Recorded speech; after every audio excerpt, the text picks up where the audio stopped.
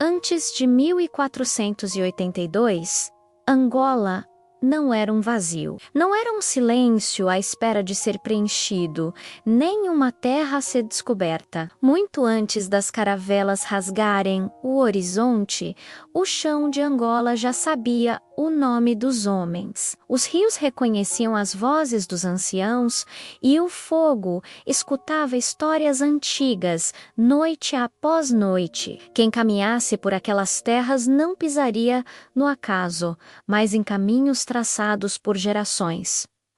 Havia ordem, mesmo sem papel. Havia lei, mesmo sem tinta. Havia poder, mesmo sem coroas de ouro.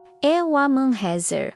O som dos tambores não era apenas música, era aviso, era linguagem. Cada batida dizia quem governava, quem havia morrido, quem nascia, quem devia reunir-se para decidir o destino comum. Os reinos que aqui floresciam não eram ajuntamentos tribais confusos, eram sistemas vivos e complexos. O Reino do Congo, por exemplo, estendia a sua influência como um corpo organizado, com uma capital movimentada, províncias administradas, chefes locais e uma diplomacia que negociava com vizinhos e se fazia respeitar. No Ndongo, o Angola não era apenas um título, era a autoridade máxima, um símbolo de soberania que unia o povo e a terra. E o reino de Matamba, firme e estratégico, não vivia à sombra de ninguém, afirmando a sua autonomia com uma liderança forte, muitas vezes feminina, que desafiava convenções. Estes não eram reinos isolados, eram centros de poder, de comércio e de cultura, conectados por rotas que transportavam bens, ideias e pessoas. A sociedade era estruturada. Havia artesãos habilidosos que transformavam o ferro em ferramentas e armas. Agricultores que conheciam os ciclos da terra e contadores de histórias que guardavam a memória coletiva. A economia não se baseava em moedas como as conhecemos hoje, mas em sistemas de troca como ou em Zimbabwe, conchas que funcionavam como um valor aceite em vastas regiões. Esta era uma terra de organização, de propósito e de vida pulsante. A justiça não dormia. Quando surgia um conflito, não era o caos que decidia o desfecho, mas sim os mais velhos. Homens e mulheres que carregavam a memória coletiva nos seus ombros, que sabiam exatamente onde terminava o direito de um e começava o do outro. Roubar não era apenas um crime contra uma pessoa. Era uma quebra do equilíbrio espiritual da comunidade inteira. Porque naquelas sociedades, governar não era simplesmente mandar ou impor a vontade. Governar era manter o mundo em ordem, assegurar a harmonia entre os vivos, a natureza e os que já tinham partido. A espiritualidade não era uma esfera separada da política.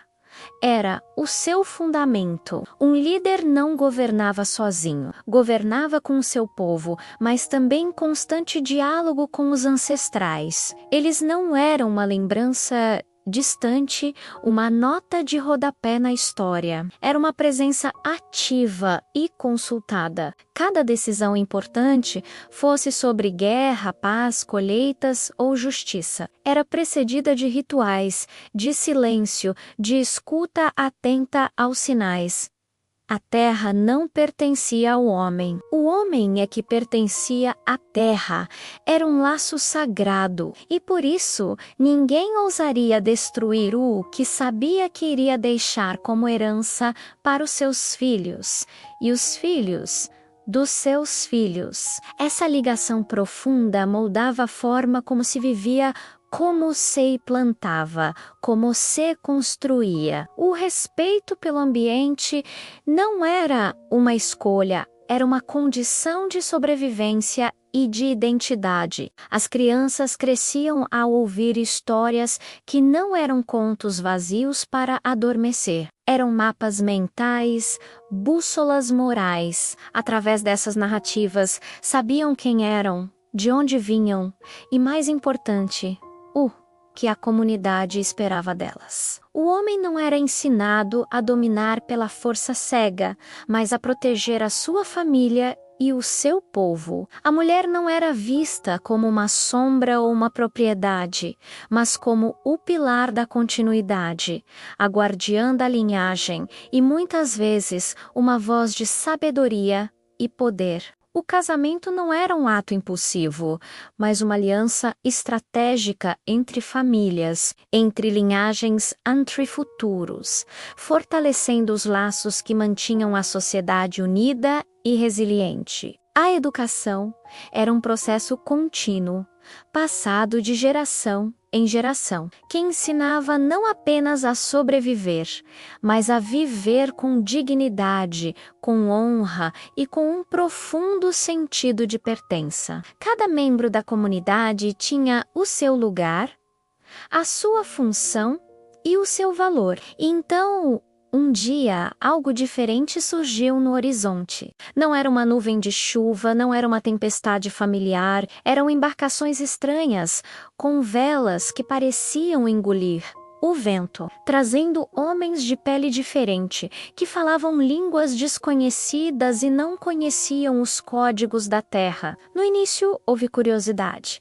Depois, cautela e, finalmente, um choque profundo, porque aqueles homens vinham de um mundo onde o papel assinado valia mais do que a palavra dada. Um mundo onde a fé vinha muitas vezes acompanhada de uma espada afiada. Um mundo onde o poder não pedia permissão aos ancestrais, simplesmente tomava. O encontro não foi uma simples descoberta, como tantas vezes nos contaram. Foi uma colisão de mundos, uma colisão violenta de cosmologias. De um lado, estavam sociedades orgânicas, profundamente ligadas à Terra, ao tempo cíclico da natureza e à memória viva dos seus antepassados. Sociedades que encontravam o seu equilíbrio na comunidade e na harmonia com o mundo espiritual. Do outro lado, chegava um projeto de expansão movido pela ambição,